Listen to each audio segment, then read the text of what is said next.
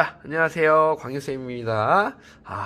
다시, 이제는 이번 주 두 번째, 내용을 이제 촬영을 하고 있습니다.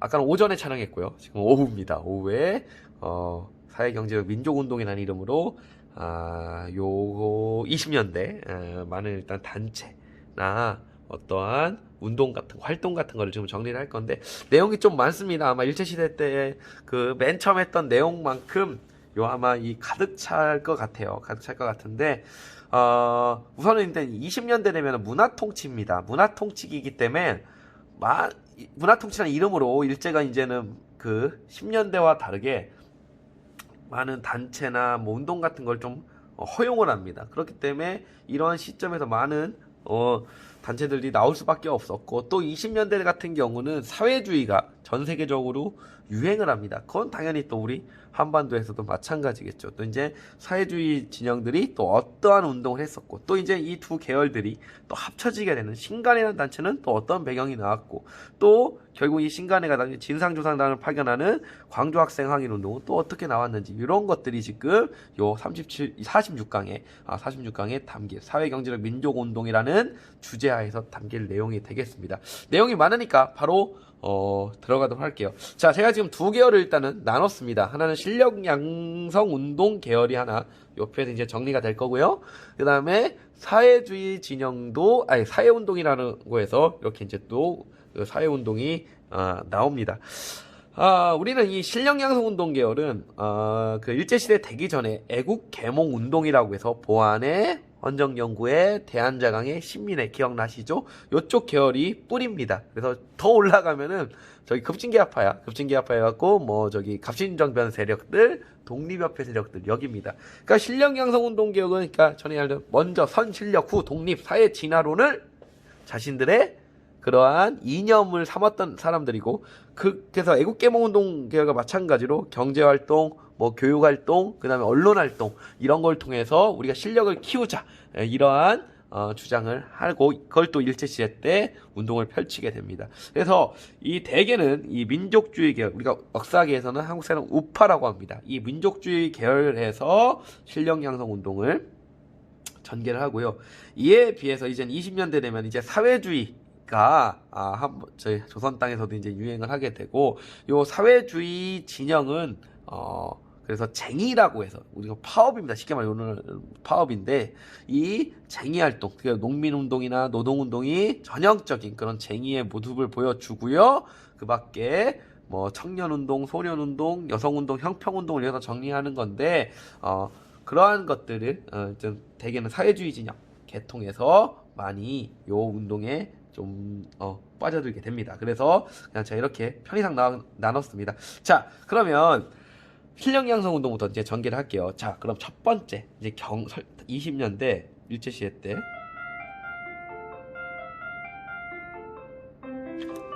실력 양성 운동 계열의 이제 경제적 모습을 좀 살펴보도록 하겠습니다.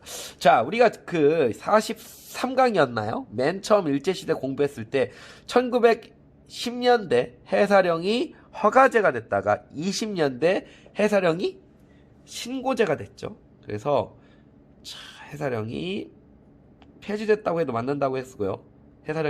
해사령가 그래서 폐지되고, 또 1923년에 이제 관세, 원래는 관세가 있었다고 했지. 그래서 해사령 및 관세가 폐지됐습니다. 그래서 일본 기업들이 손쉽게 우리 조선 땅에 들어와서 회사를 세울 수 있었고요. 또 관세가 10년대에 있었는데 관세가 이제는 없어져서 또 일본 상품이 싸게 우리 조선 땅에 들어와서 팔릴 수 있는 배경이 됐습니다. 해사령 폐지, 관세 폐지되는 이러한 배경 하에서, 자, 당연히 가장 크게 어느 정도 타격을 입었던 사람들이 바로 우리 민족자본이라는 우리 조선인들이 세운 기업가들의 이제 위기가 닥치게 되게 됩니다. 그래서 자, 민족자본이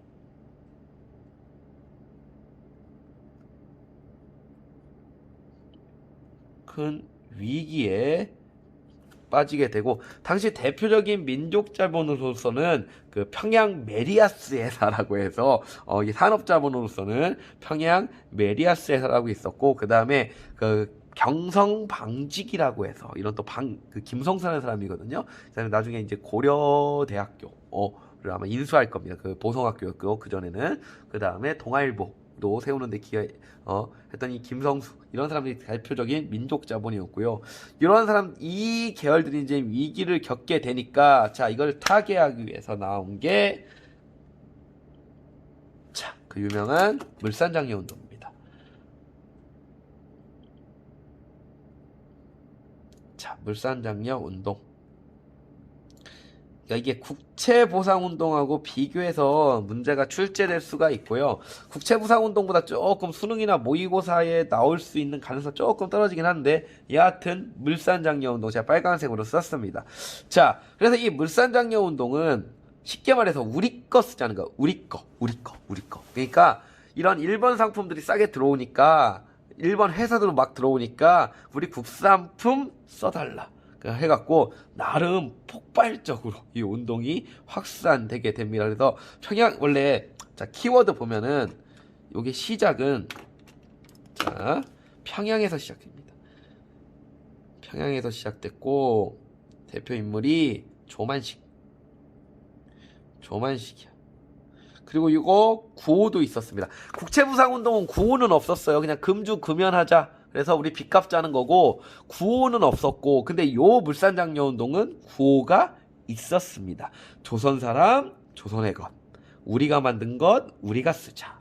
내 살림, 내 것으로.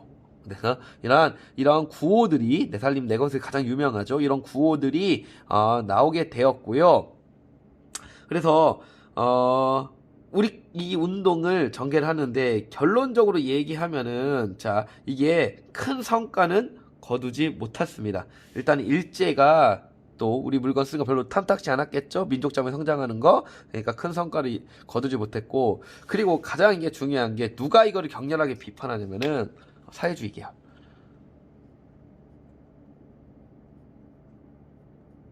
자, 이 사회주의 계열이 크게 비판합니다.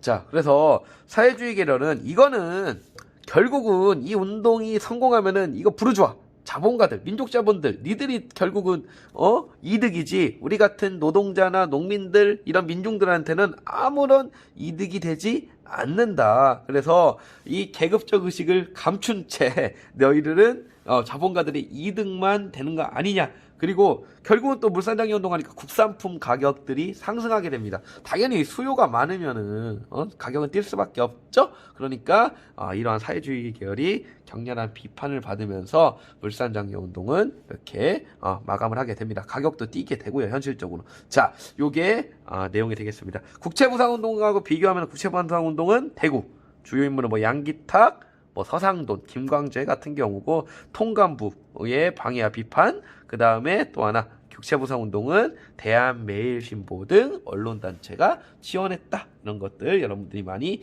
배우셨음. 자, 됐고, 두 번째 교육으로 갑시다. 자, 이제 20년 뒤 이제 교육 파트에서는 어떠한 운동들이 있었냐면은, 자, 당시에, 자, 2차 조선 교육령이 세워지게 됩니다. 그래서 1922년에 2차, 이것도 여러분들 맨 첫 시간에 했죠. 맨 첫 시간에 한 게 가장 중요했어.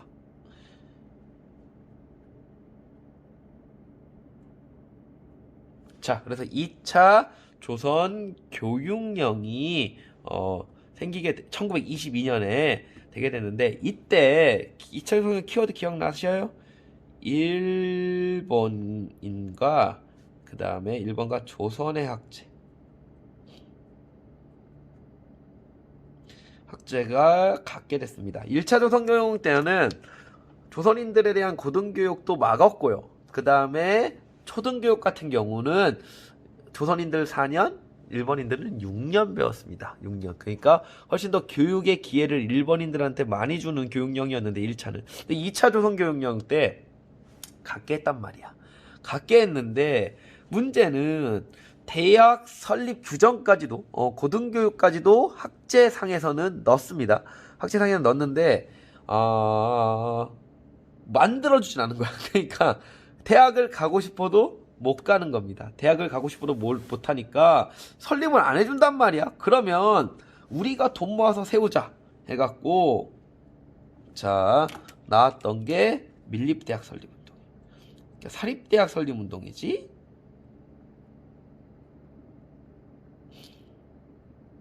자 민들이 설립하자는 거야. 자 그래서 밀립대학 설립운동이라는 거를 전개를 하는데 대표 인물이 바로 누구냐면은 이상제고 선생님 나중에 신간의 회장도 하는 인물입니다. 이상제가 대표 인물로서 활동을 하게 되고요. 모금운동을 많이 합니다. 모금운동. 이때 밀립대학 설립운동의 구호는 뭐냐면은 한민족 1천만 원이 아니고 한민족 1천만이 한 사람씩 1원씩만 하자. 그러면 학교 세울 수 있다. 1천만이 1원씩이라는 모금 활동을 하게 됩니다. 그래서 뭐 국내를 출발로 해서 만주나 미국이나 하와이까지 해외에서도 이 모금 활동을 활발하게 전개를 하게 됩니다. 자, 그래서 결국적으로 자, 국내와 플러스 해외에서 이제 모금 운동을 해서 하게 되었는데 결국은 일제는 이런 움직임을 좀 하게 해서 알았어. 이제 이렇게 니들이 세우지 말고 그러면 우리가 세워줄게 해갖고 일제가 방해한 다음에 요 학교를 세워줍니다. 경성제국대학. 그래서 1944년에 니들이 하지마 내가 세워줄게. 경성제국대학을 세워주게 되고요. 그 다음에 결국 또 이때 큰 또 수재가 생겼어요. 그러니까 물난리가 생긴 거지 당시에. 그래서 1924년하고 또 25년에 가뭄도 생겼고 또 큰 수해가 생겨서 결국 모금 활동은 또 어렵게 되면서 결국 밀립대학 설립까지는 가지 못했습니다. 자, 하여튼 요러한 우리 그 움직임을 일제는 경성제국대학을 설립해서 무마시키려고 했고 결국은 또 이런 모금 활동이 자연재해가 일어나니까 크게 또 많이 확산되지는 못했고 결국 유야무야 되면서 끝났던 게 밀립대학 설립운동이 되겠습니다. 바로 이 경성제국대학이 오늘날 서울대의 모체가 됩니다. 그래서 이 경성제국대학이 저기 한번 혹시 얘기도 했던 것 같은데 요즘 대학로라고 하는 저쪽 이게 오늘날 그 서울대학교는 관악구에 있죠. 근데 서울대병원은 거기 경성제국대학이 있었던 그쪽 위치에 있습니다. 대학로에 원래 대학로도 서울대가 거기 있었으니까 대학로죠. 자 됐고 또 교육했고요. 이제 언론 할게요. 언론 자 언론인데 언론에서는 어떠한 운동을 전개하냐면은 당연히 당시 언론은 TV 같은 건 없었을 거 아니야. 유튜브 없을 거 아니야. 그러니까 신문밖에 없었다 나중에. 그래서 그러면 신문을 읽기 위해서는 뭘 알아야 돼? 글을 알아야죠. 한글을 알아야 돼. 글을 알아야죠. 그래서 언론에서는 문맹퇴치운동. 자, 이거 약간 언론사의 입김도 있죠. 문맹들이 없어야 신문이 팔리지. 자, 그래서 문맹퇴치 운동을 전개를 하게 됩니다. 그래서 이 언론사에서 당연히 하게 되고요. 그래서 조선일보.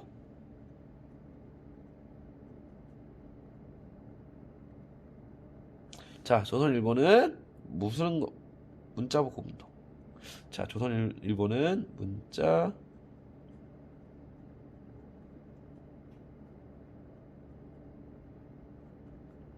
문자보고문을 1929년에부터 시작돼서 34년까지. 그래서 뭐 아는 것이 힘이다. 배워야 산다. 그렇게 해서 한글 교재를 한 10만 부 정도를 발행을 했습니다. 그래서 농촌 지방에 배부하면서 큰 성과를 거두었던 운동이 조선일보의 사에서 중심이 됐던 문자 보급 운동이 되겠습니다.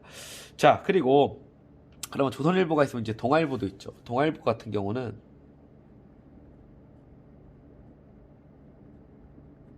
자, 분화로드 운동. 자, 분화로드 운동을 하게 됩니다. 1931년부터 시작돼서 이건 표가 배우자, 가르치자, 다 함께 분화로드입니다. 분화로드는 어느 나라 말일까? 러시아입니다. 그래서 이게 원래는 러시아 그 당시 19세기 말쯤에 그 러시아 학생들이 민중 속으로 이게 그러니까 인민 속으로 혹은 뭐 민중 속으로인데 우리가 이렇게 배운 것도 우리 농민, 우리 부모님들 그 당시 학생들도 이제 농민 그의 자식들인 거지. 그래서 우리가 민중 속으로 다가가서 가서 그들을 가르쳐야 된다. 우리가 배운 것도 그분들의 그 힘으로써 우리가 배웠기 때문에 자, 그들 속으로 들어가야 된다. 민중 속으로 들어가야 된다고 해갖고 가서 농민들을 교육시키고 그 다음에 뭐 그 농민들이 가졌던 미신들 이런 것도 없애야 되고 그래서 계몽시켜야 된다. 이런 의식으로 부채의식으로 이게 출발했던 건데 그게 우리 또 일제시대 때 1931년부터 분화로드 운동이라는 이름으로 하게 됩니다. 그래서 이 분화로드 운동을 배경으로 했던 또 유명한 소설 있죠. 시문의 상록수가 아마 시문도 하면 충남 당진 분인가 아마 그럴 텐데 제가 그렇게 알고 있는데 하여튼 요 분화로드 운동이 이때 이렇게 있게 됩니다. 됐고요. 하여튼 이 두 가지 운동 있고 이게 나중에 또 여러분들 전에 배웠던 농촌진흥 운동하고 또 이게 하나 연장선상에 있다라고 보시면 되겠습니다. 자, 여기까지가 일단은 실력 양성 운동. 여기 밑에 또 이제 위에다 씁니다. 이제 신간회가 나오는 거 하게 되는데 일단 여기까지가 내용이 되겠습니다. 자, 그러면 이제 밑으로 갈게요. 이제 사회운동 계열로 갈 건데 잠깐만. 아이고 몇 분 찍었나? 15분이에요. 그러면 이 사회주의 진영들이 전형적으로 사회운동을 했던 것은 두 가지가 있습니다. 하나가 이게 중요한 건데 첫 번째가 농민운동이라고 있어. 농민운동. 첫 번째가 농민운동이 있고요. 자, 그 다음에 두 번째로는 노동운동이라고 있어. 요 두 가지 일단은 먼저 할게요. 농민운동은 당연히 농민들이 한 거고 노동운동은 당연히 누가 한 거야? 노동자들이 한 거지. 그래서 일단 농민운동은 1920년대 기억나셔? 우리가 그 산미 증식 계획을 하잖아요. 그때 이제 밭을 논으로 바꾸는 작업, 또 수리 시설을 만드는 작업 등등, 또 종자를 개량하는 작업 등등 해갖고 이런 것들이 농민들에게 다수가 전가됐다고 했죠. 대다수의 돈이. 그래서 수리조합이라는 게 생기게 되고 그 다음에 또 이제 토지조사 사업으로 또 많은 땅들을 뺏겼으니까 이 사람들이 이런 농민들의 불만이 상당히 컸겠죠. 그래서 고율의 소장로도 상당히 만인에게 이렇게 부담이 돼갖고 자, 소량로를 인하해달라고 하는 소작쟁이가 그러니까 소작인들이 일으킨 뭐 파업 시위라고 생각하셔도 됩니다. 그래서 소작쟁이가 상당히 많이 크게 일어납니다. 그 중에 가장 대표적인 소작쟁이 하나는 알아두시면 좋습니다. 그래서 암태도, 이게 목포 앞바다에 있는 섬이거든요. 암태도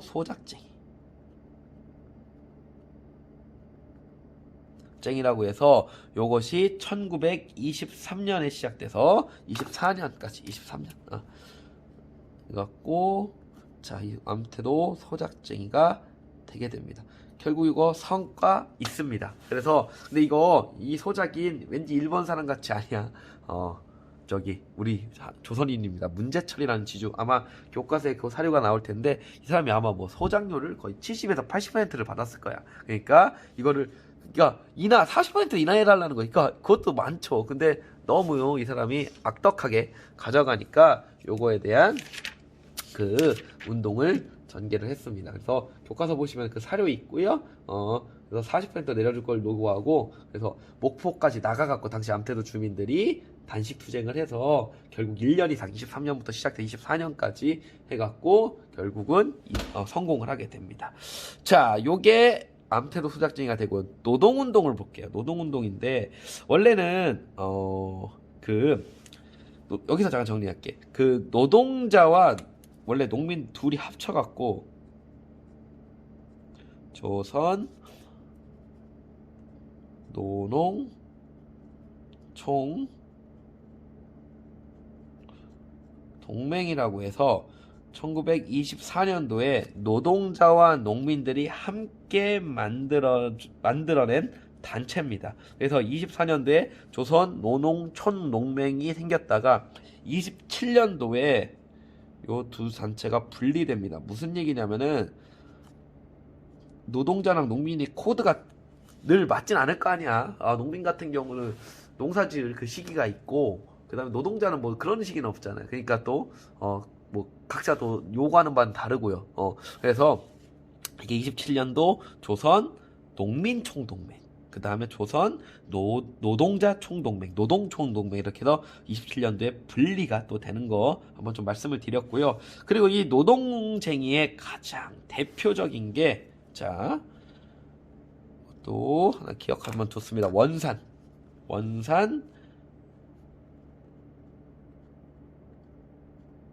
자, 원산 노동자 총파업.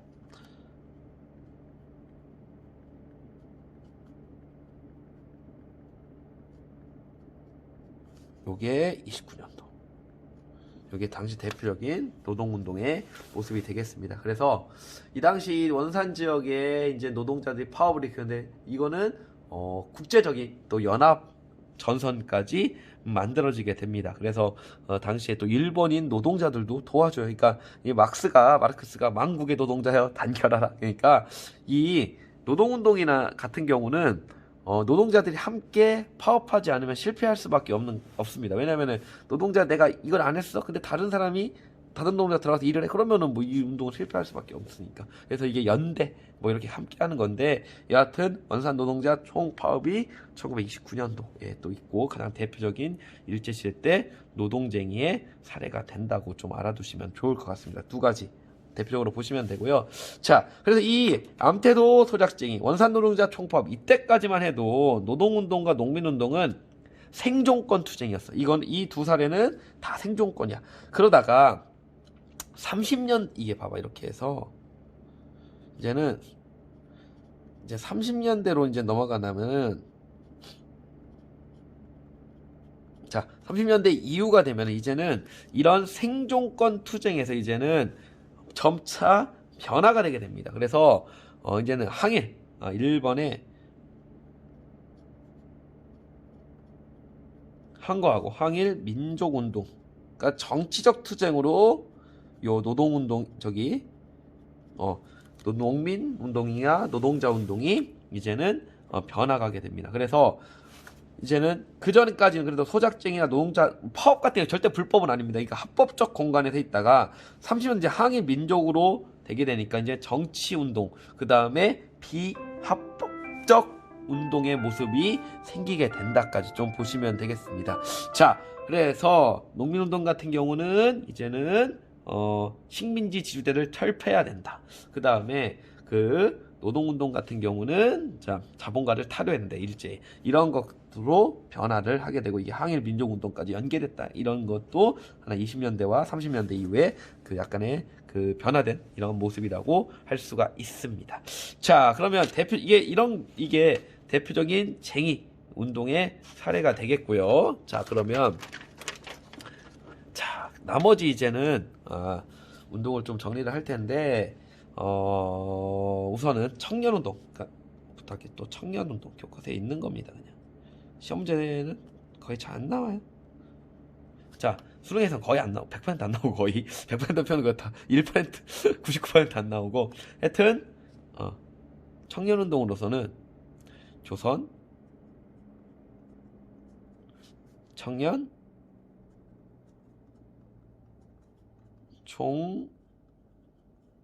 총동맹이라고 해서 1924년도, 이거는 사회주의 계열하고 또 민족주의 계열이랑 함께 요 조선청년 총동맹을 하게 됩니다. 그래서 요것도 약간 좌우합작적 성격이 있게 된다. 이 정도만 알아두시면 되고, 다음에 소년운동.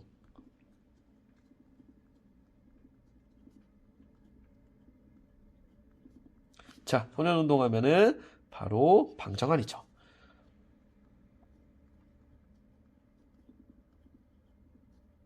자, 그래서 이 방정환이 원래는 1921년에 천도교 이 소년회,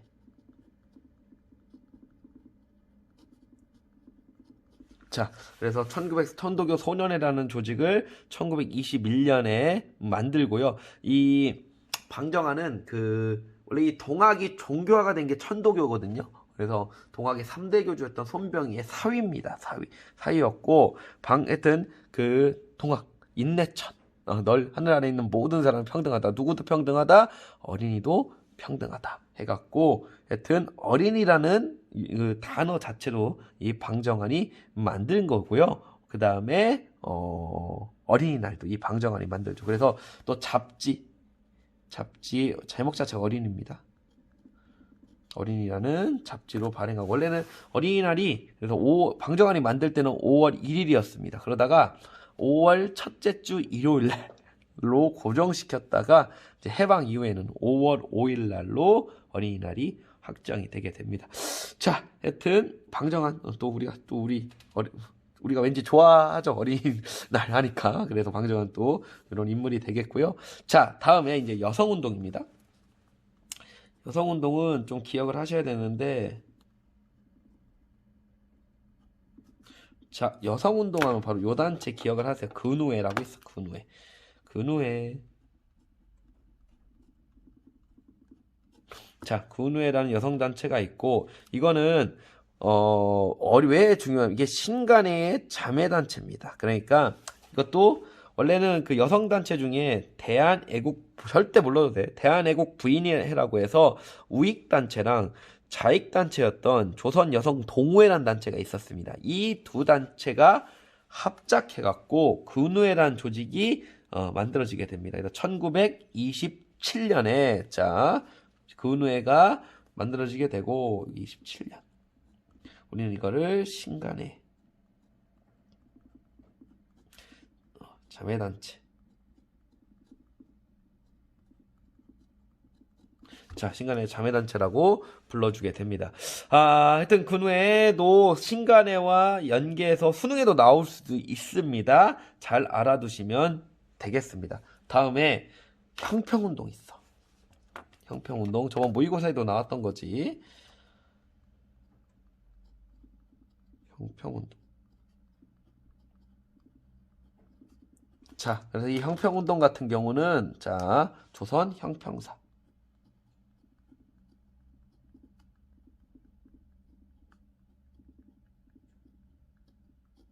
자, 조선 형평사는 단체가 있고요. 1923년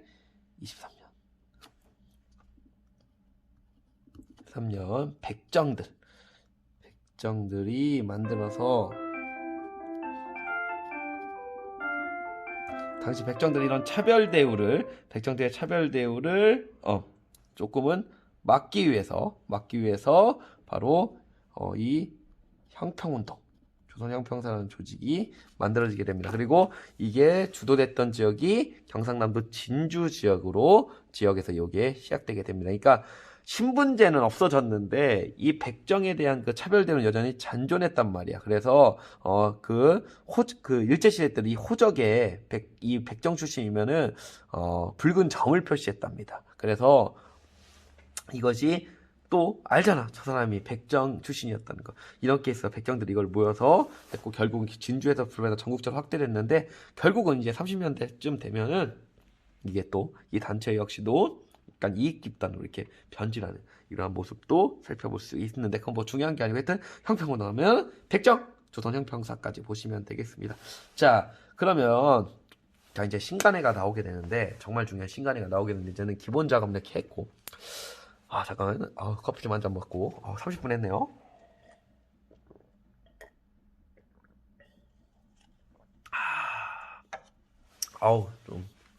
좀 몸 좀 뻐근하네. 자, 지금 29분 40초가 흐르고 있고,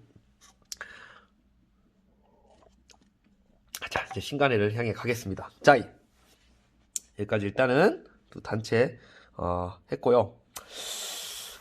우선은 위를 보세요. 다시 실력운동, 양성운동 계열로 가셔서, 자, 이 민족주의 계열에서, 자,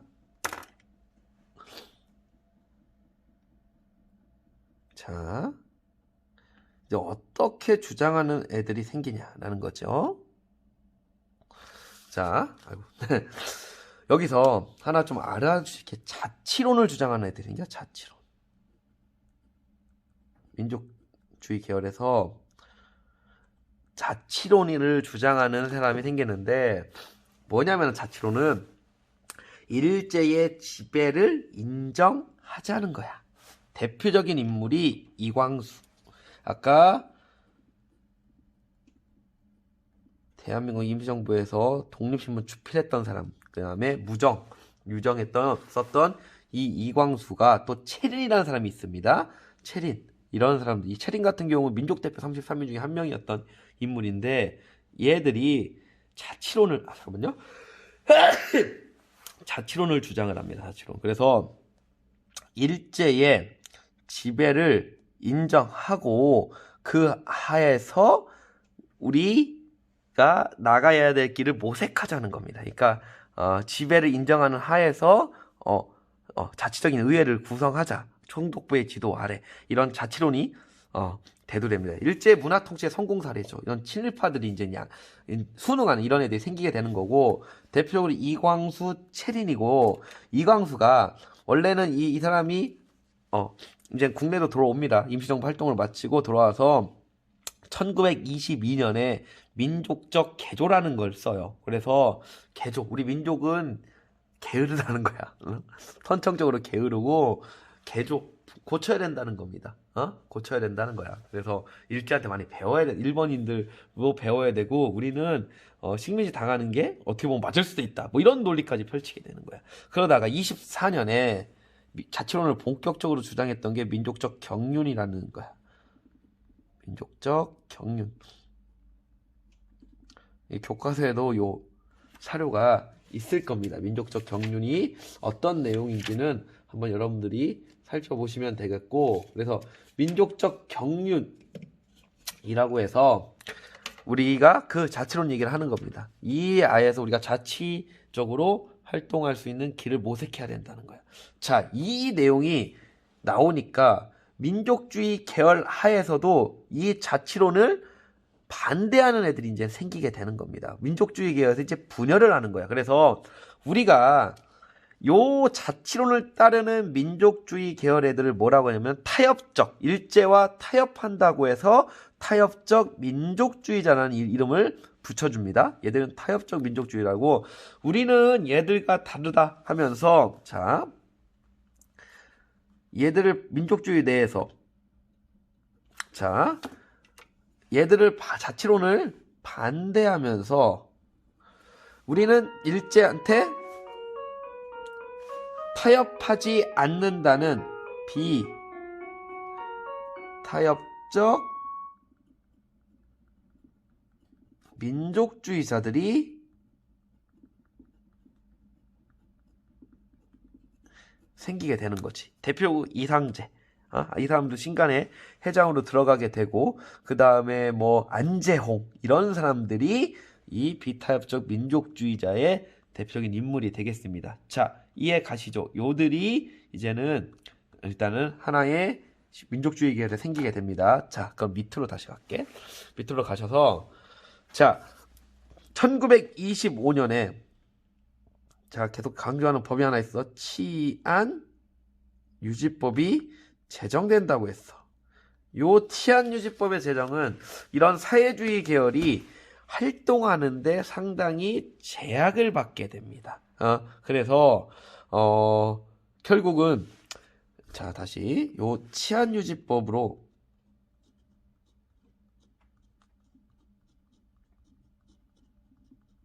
사회주의를 사회주의자들의 활동할 수 있는 그리고 1925년에 조선공산당이 생기긴 합니다. 그러니까 이 조선공산당이 생겼는데 치안유지법으로서 활동이 상당히 제약을 받게 되니까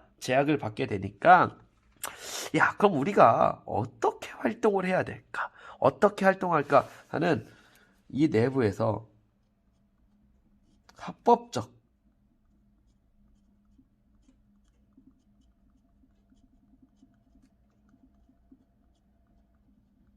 활동 공간을 생각을 해봤던 거야. 자, 그러면 얘들은 아닌데 타협적 민족주의랑 말고 이 비타협적 민족주의가 함께 활동해보면 어떨까 하는 논의가 사회주의 계열 하에서 됐던 거고, 그 다음에 26년에 이따 또 밑에다 할 게지만 60만세 운동에서 두 계열이 한번 뭉쳐봅니다. 그러한 60만세 운동에서 연대 둘 사이가 함께 만날 수 있는 이런 계기가 마련되는 하나의 장이 마련됐던 겁니다. 자, 결국은 이러면서 자, 얘들이 만나요?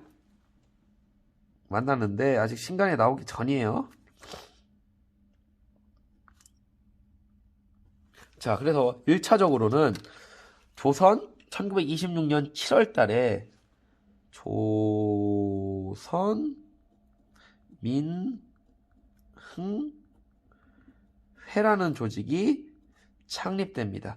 여기서 최초 이때 그러니까 민족주의 계열, 그러니까 조선 물상 장려회 이쪽 계열들의 인사와 사회주의 계열이었던 서울 청년회라는 요에 뭉쳐갖고 조선 민흥회라는 조직을 만듭니다. 그러니까 소규모 조직이 창립됐었고요. 그리고 플러스 자, 시험 요게 더 중요합니다. 정우회라는 조직이 있었는데 정우회가 발표를 해. 그래서 이 정우회는 당시에 그 사회주의 좌익들의 최대 단체였습니다. 이 정우회가 우리는 이제는 비타협적 민족주의자와 합치겠다 하고 그 다음에 해산하겠다. 그래서 정우회 선언은 26년에 정우회 선언이 발표가 되고 우리는 민족주의 세력과 협동하자. 그리고 우리들은 이제 최대 사회주의 단체였는데 우리는 해산하겠다. 해갖고 2월 달에 결국은 해산되고 나서 창립된 게 바로 신간회가 되겠습니다. 자, 이러한 국내의 활동들이 있고 나서 자, 요게 신간회.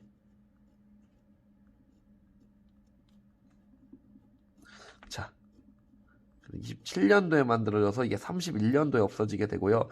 자, 이러한 국내의 움직임이 있어. 그러면 이제 국외적 배경도 한번 볼게요. 이게 국내야? 이게 국내의 상황이 된 거고, 그러면 이 외적 배경도 있었습니다. 외적 배경. 자, 그러면 외적 배경으로서는 우선은 당시 어떤 게 이렇게 하면 되겠다. 외적 배경은 북경에서 안창호가 뭘 주장을 하게 되냐면은 한국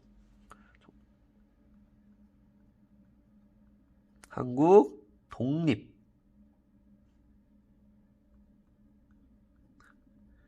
요일당 북경 촉성회 깁니다. 한국 독립유일당 북경 촉성회라고 해서 26년에 안창호가 이게 좌우하고가 합치면은 딱 하나의 당이잖아. 유일당이잖아. 이것도 신간에도 민족 유일당 운동회를 하거든요. 그래서 유일한 당을 만들자 하는 요 주장이 나오게 됐고요. 그 다음에 자, 이거는 한국사 동아시아 할 때 아주 중요한데 중국에서 이제는 이런 사례가 나옵니다. 이제 그 사회주의와 민족주의가 합쳐지는 사례가 나오게 되는데 그게 제1차 국공합작.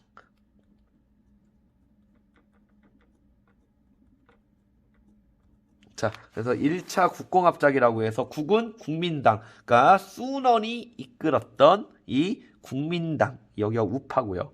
공산당입니다. 당연히 좌파겠죠. 마오쩌둥이 대표적으로 이 인물이었고 당시에 이런 1차 국공합작이 중국에서 24년부터 27년도까지 이루어지게 됩니다.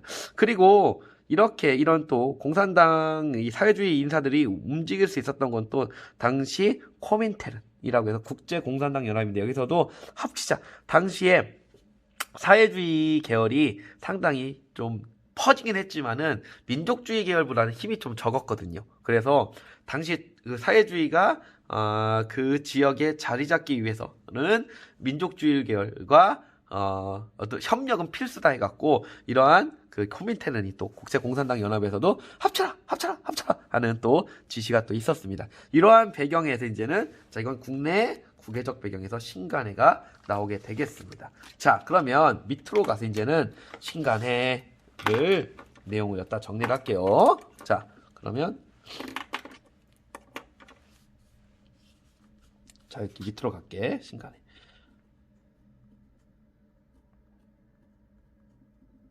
자 그러면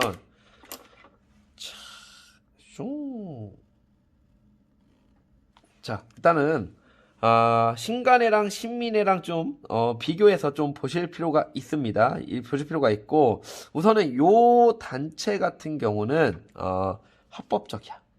신민회는 비밀 단체였지만 왜 비밀이겠어? 합법이 아니니까 비밀이겠지. 합법적 단체였고 그 다음에 공개 단체입니다. 신민회는 비밀적인 단체였고요. 합법적 공개적 단체로서 출발을 하게 됐고요. 그 다음에 서울에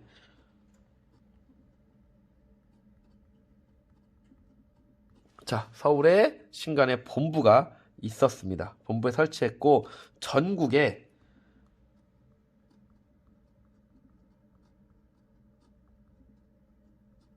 전국에 또 지회를 구성을 합니다. 그래서 140여 개의 지회가 있었고 만주와 일본까지 지회가 있을 정도로 상당했습니다. 그래서 일제하에서 최대 합법적 항일단체였어. 그러니까 거의 4만 명이었다고 합니다. 회원은. 그리고 농민들이 가장 많았고 농민 노동자 이런 사람들이 대거 여기에 있었고요. 회장은 초기 1기 회장은 그래서 이상재 아까 얘기했던 밀립대학 설립원인데 이상재였고 부회장은 홍명희라고 해서 이 사람은 좌익이었습니다. 그래서 호설 임꺽정 발표한 사람인데 이 홍명희가 부회장으로서 그러니까 회장 우익 부회장 좌익 그래서 좌우합작 이런 모습이 여기서도 나올 수가 있는 거죠. 자 그리고 나서 얘들이 했던 활동을 볼게요. 활동을 보면은 자 대표적으로 자 원산 아까 그 원산 노동자 총파업에 잘 나오나 원산이에요. 원산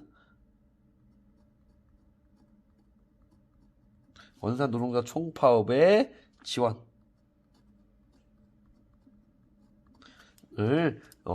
하게 됐고요. 그러니까 각종 농민운동과 노동운동을 지원하는데 가장 대표 원산 노동자 총파업을 지원을 하고요.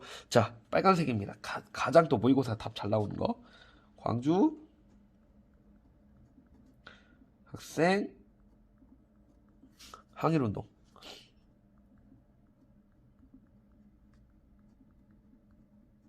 운동의 진상 조사단을 파견한다. 이건 너무 거의 이게 모의고사 수능의 답이 바로 이거였죠. 그래서 29년도 진상조사단을 또 파견하는 거 잘 알아두시면 되겠습니다. 자, 그래서 요 신간회라는 단체 자체는 좌우합작의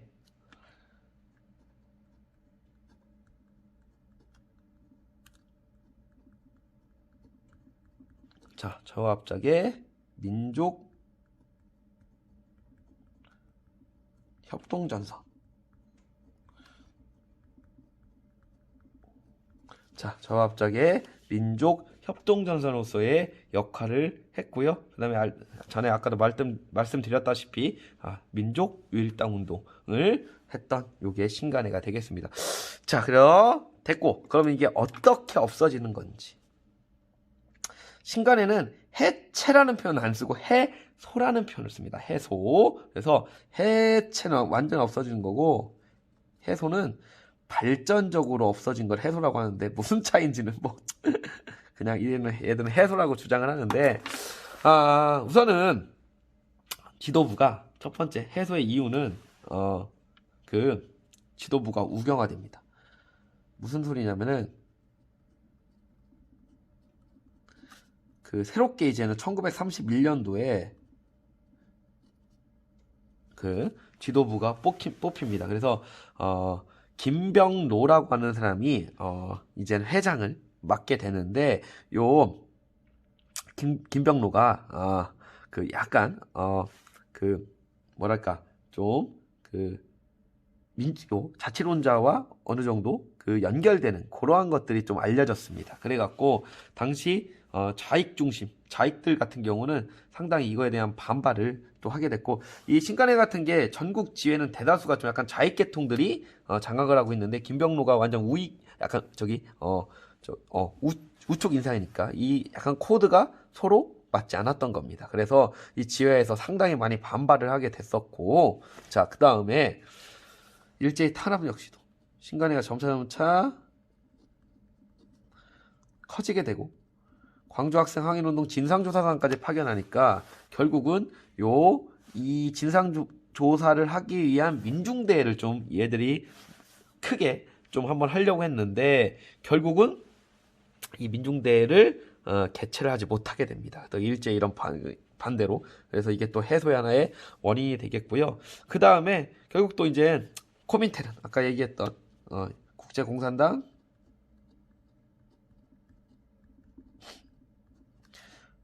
테런이 야 이제는 사회주의 계열들한테 이런 우파들과 이제 연대하지 말아라 그래갖고 결국은 이 지시를 받은 사회주의 계열이 이 협동전선을 포기를 하게 됩니다. 그래서 자 결국은 요 신간회가 31년도에 없어지게 되는 이러한 모습이 나타나게 됩니다. 자 이렇게까지가 신간회의 내용이 되겠습니다. 아주 중요한 단체고요. 왜 이렇게 중요하냐? 결국은 우리가 통일을 해야 되잖아요. 우리 또 그럼 북하고 우리랑 통일하면 이것도 좌우합작이잖아요.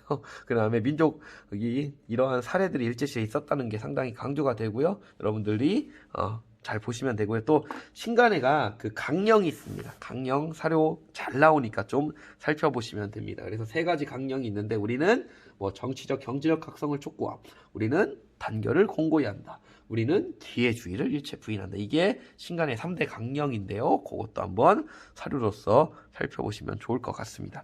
자, 끝으로 60만세 운동하고 광주 학생항일 운동하고 이건 신간에 나왔으니까 여기서 정리하고 이제 끝내도록 할게요. 자, 이 60만세 운동도 이 사회운동 계열에서 그러니까 대중운동입니다. 그 많은 사람이 했던 운동 중에 하나인데 자, 여기다 정리를 할게요. 60만세 운동.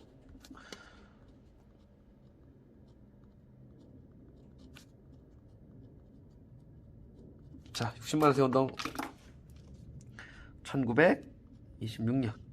자, 이때 누가 죽었어? 순종. 자, 고종의 인산일은 3.1운동, 순종의 인산일은 60만세 운동이 되겠습니다. 자, 그래서 이 60만세 운동을 계획하는데, 자, 이 사회주의자. 자, 플러스,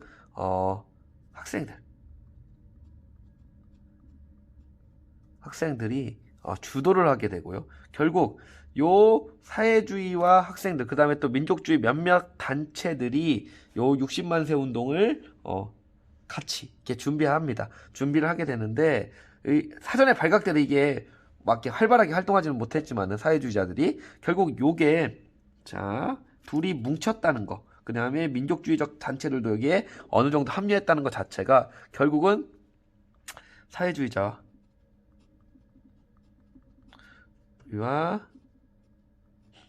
민족주의자들의 연대하게 되는 계기가 됐고요. 결국은 이게 신간회. 이거 잘 나온다고 했지. 60만세 운동 신간회. 자, 만들어지게 되고 또 이 신간회가 자 60만 년 끝이야. 이 정도만 아시면 돼. 결국 이 진상조사단을 파견하는 광주학생 항일운동 여기다 정리할게요.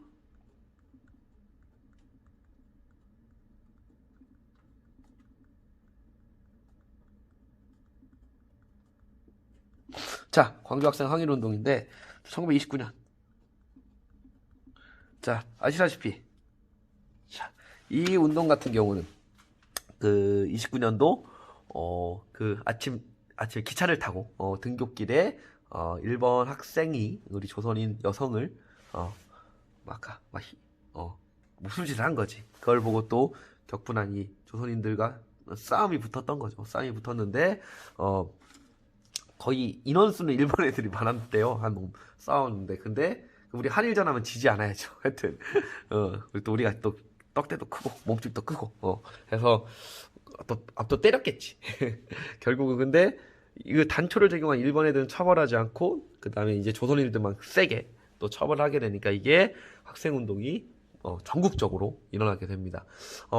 당시에 근데 그 전부터 이 지역 학생들 사이에 독서회, 그러니까 오늘 같으면 동아리 활동이죠, 창치 활동이죠, 이런 것들이 성진회 뭐부터 해갖고 이런 것들이 많이 좀 이렇게 활성화가 당시에 됐었고 이런 것들이 이러한 사건이 터지고 나서는 하나의 조직화가 돼갖고 크게 활동을 했던 게 광주 학생 항일운동이라고 볼 수가 있을 겁니다. 그래서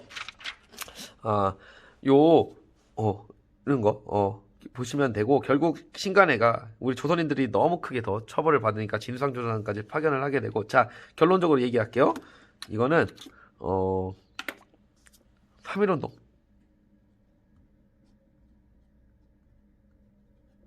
운동 이후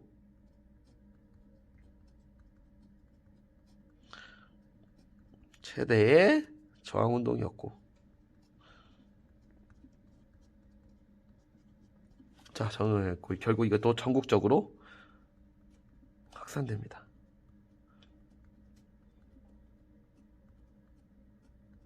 자 그래서 거의 뭐 전국의 60% 넘는 학생들이 이 학생 항일운동에 함께 동참을 했었고 한 5만 명 하여튼 이상의 학생들입니다. 그 학생들이 가장 할 수 있는 투쟁 뭐라고 했어? 수업 거부 투쟁이지. 이런 것도 하고 하여튼 나름 학생 항일운동이 우리 그래도 20년대 큰 그 국내 활동은 없지만 이 광주 학생 운동이 큰 분기점 역할을 하게 됩니다. 그래서 전에 얘기했지. 우리 명주쌤, 윤명주쌤 생일날 11월 3일날 이날이 학생의 날인데 이 광주 학생 항일운동이 일어났던 그 날짜가 바로 요 날짜가 되겠습니다. 자, 그래서 여기까지가 또 길게 했네요. 나도 피곤한데 여러분도 얼마나 듣는 사람 얼마나 피곤했을까. 고생하셨고 이제는 그 내용 많은 거는 거의 다 한 것 같아요. 일제시대가 좀 단순 암기할 게 좀 덜 있습니다. 좀 고생 좀 해주시면 되겠고 자 오늘도 고생하시고 건강하시고 여기까지 마치겠습니다. 안녕.